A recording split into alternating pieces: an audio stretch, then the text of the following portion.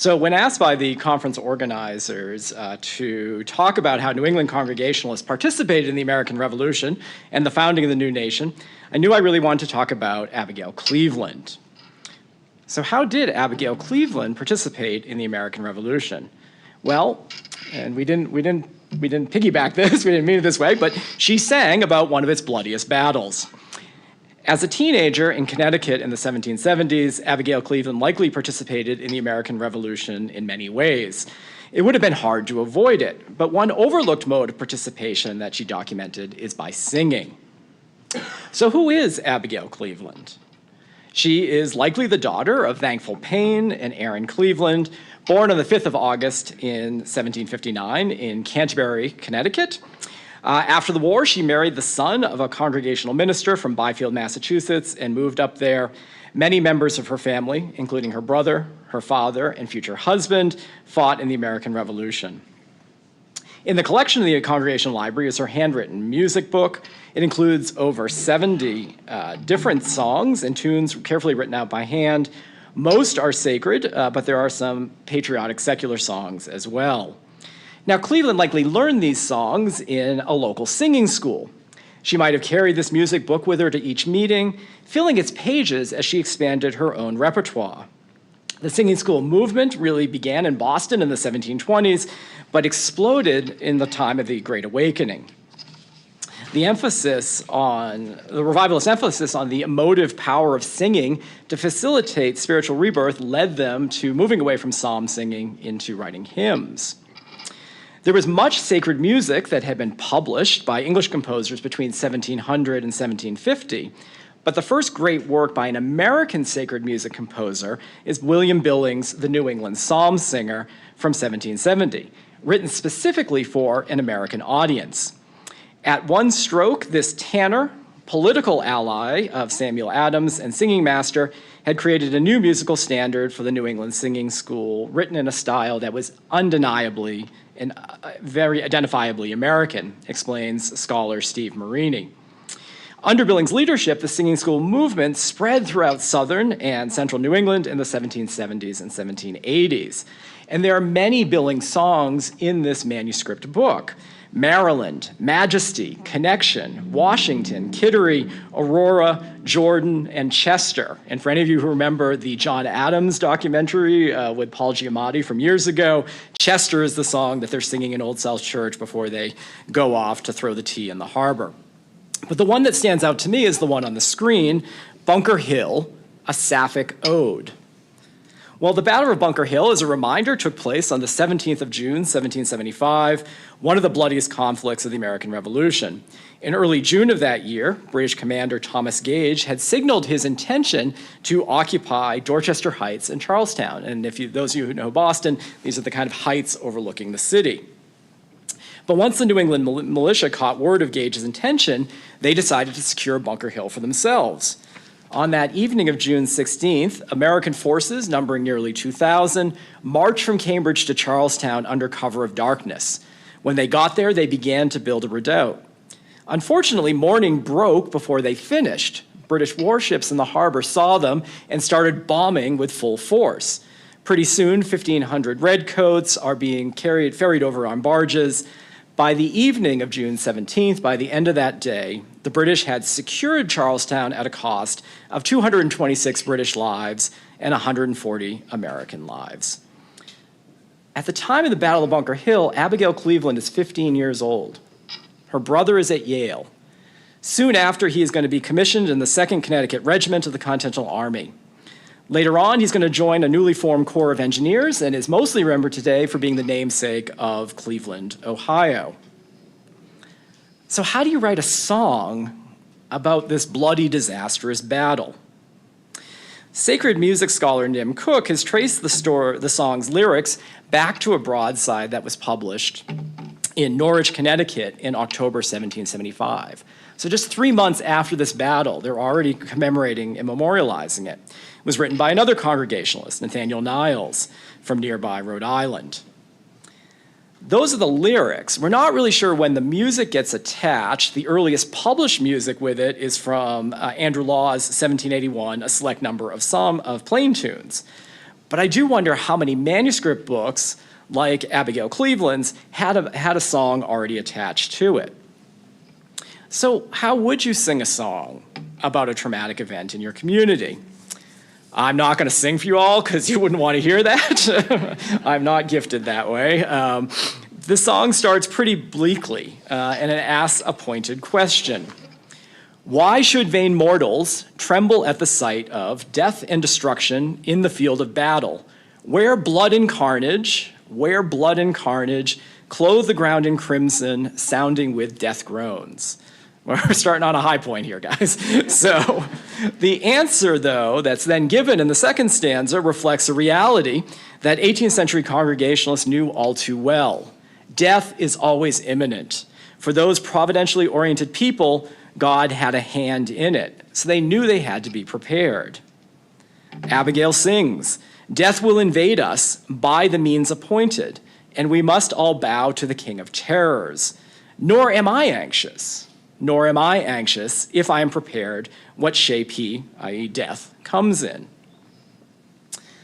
By the fourth stanza, Abigail asks, what if death could be for a higher calling?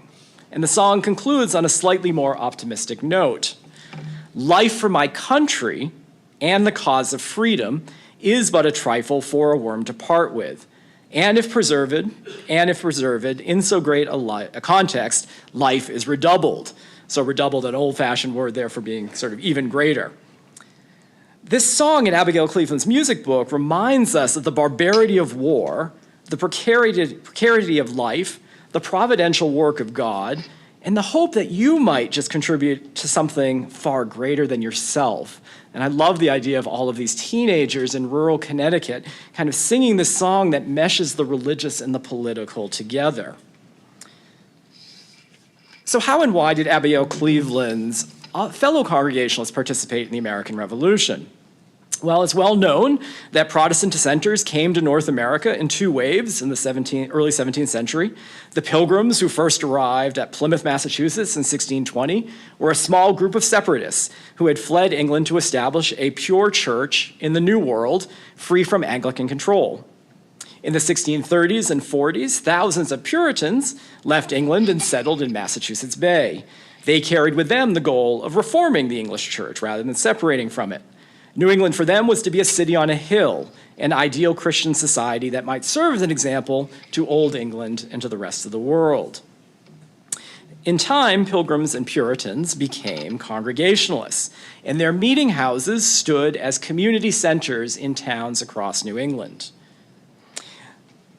There was not much of what scholars have come to call a sort of spiritual marketplace in pre-revolutionary New England. In Massachusetts in 1725, 85% of the churches were congregational, with a small handful of Anglicans, Quakers, and Baptists. By 1795, and that's 85% of all the churches.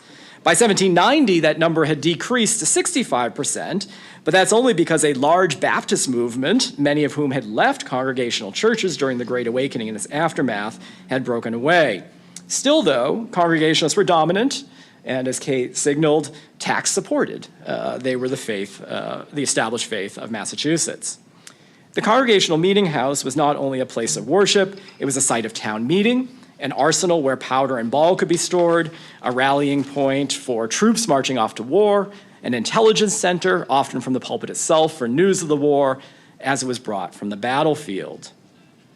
And I think it's important to remember that within congregational churches, members held equal power, all of them responsible to each other under the covenant that formed the basis of their community life together.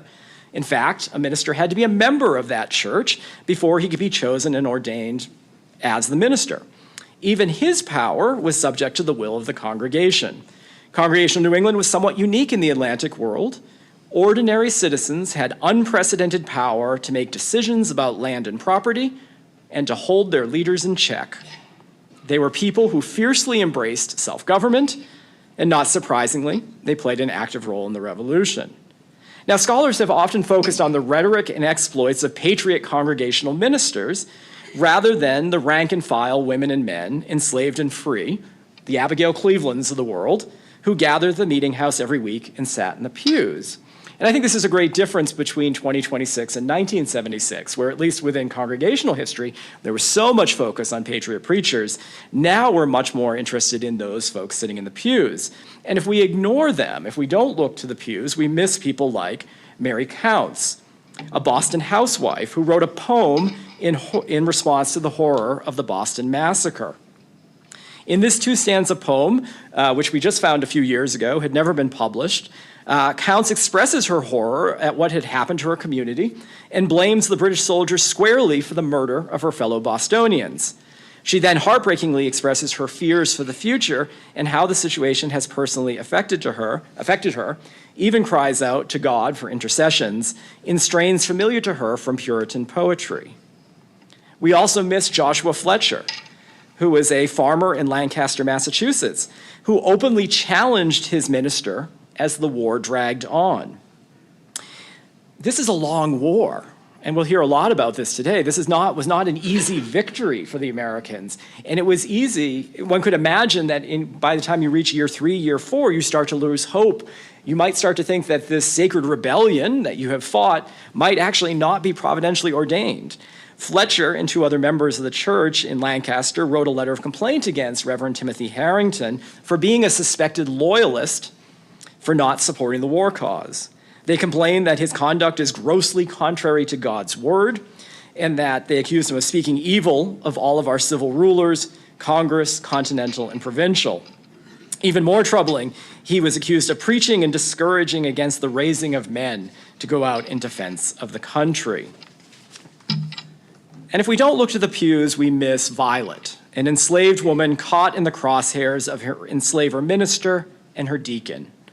At a parish meeting in December 1780, Benjamin Coleman, the church deacon in Byfield, Massachusetts, raised a public complaint against the long-serving Reverend Moses Parsons.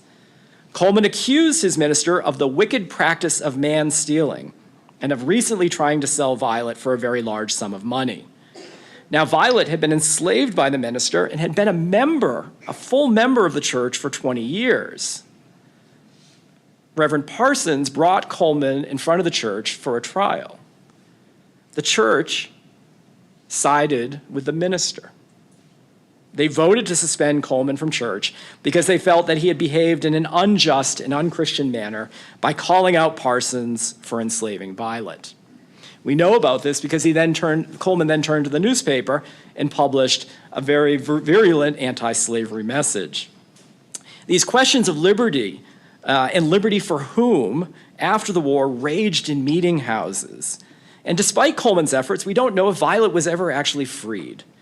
Parsons died in 1783, and Coleman, in a move that still befuddles me, apologized to the congregation for sticking up for Violet and was allowed to rejoin the church. Complicated. These are complicated people. Violet was not mentioned in Parsons' will, but by the early 1780s in Massachusetts, legal slavery gradually came to an end as enslaved people successfully brought freedom suits and petitions to the courts. And just a really quick word about how Congregationalists today, the descendants of Abigail Cleveland and Mary Counts and Joshua Fletcher and Violet, participate in the commemoration of the American Revolution. At the Congregational Library, we are committing ourselves to making our collections accessible, providing educational opportunities, and seeking to inspire new research. We began a couple years ago by identifying primary sources from the period in our New England's Hidden Histories digital project and digitizing new material, which includes 100 new, previously unpublished manuscript sermons from the era of the Revolution. New England's Hidden Histories, which you can get to off our website, congregationallibrary.org, has 130,000 pages of scanned material from 1620 to 1850. And for those of you who aren't very comfortable with cursive handwriting, 26,000 pages are transcribed. For those of you who are comfortable and who want to volunteer to transcribe, talk to me afterwards. Next, we decided we would commemorate the 250th anniversary with creating an online exhibition. The stories of all the people I've talked about today, you can learn more about them in our Religion of Revolution exhibit. And then the chance opportunity to secure funding from the Massachusetts Office of Travel and Tourism allowed us to put on an in-person exhibit. So any of you who are in Boston this summer, come on over to 14 Beacon Street and we will show you our treasures. So in addition to these digital resources and exhibitions, we're hosting in-person and virtual programs and workshops to engage with various audiences, young and old, secular and religious. In this work, we engage thousands of online and in-person visitors with some of the fundamental questions that we all need to ask ourselves today. What role did religion or faith play in the American Revolution? How did the faith and worldview of Congregationalists animate them to throw off the only political system they had ever known? Did they achieve the freedoms for which they fought? And guess what? One of our in-person programs, which you can all find on YouTube when you go after this conference and look, is a performance of the songs from Abigail Cleveland's music book. Check it out to hear how Bunker Hill sounds in its full glory. I sincerely hope that Abigail Cleveland would approve of being remembered in this way. Thank you.